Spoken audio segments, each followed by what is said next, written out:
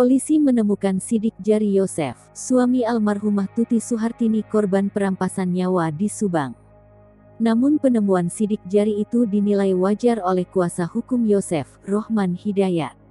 Sidik jari Yosef ditemukan polisi di lokasi perampasan nyawa Amalia Mustika Ratu dan ibunya, Tuti di Kampung Ciseti Desa Jalan Cagak Kecamatan Jalan Cahak Kabupaten Subang.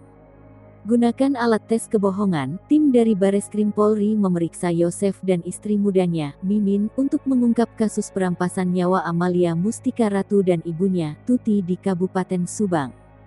Cerita pada Rohman, Yosef mengaku menjawab semua pertanyaan penyidik Bareskrim Polri yang menggunakan alat tes kebohongan tersebut. Pemeriksaan Yosef dan Mimin itu sendiri dilakukan terpisah dan tidak dilakukan di kantor polisi.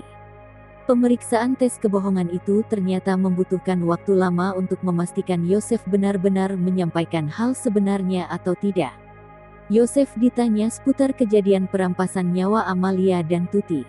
Dia tidak mengetahui alasan di balik penggunaan alat tes kebohongan untuk Yosef dan Mimin.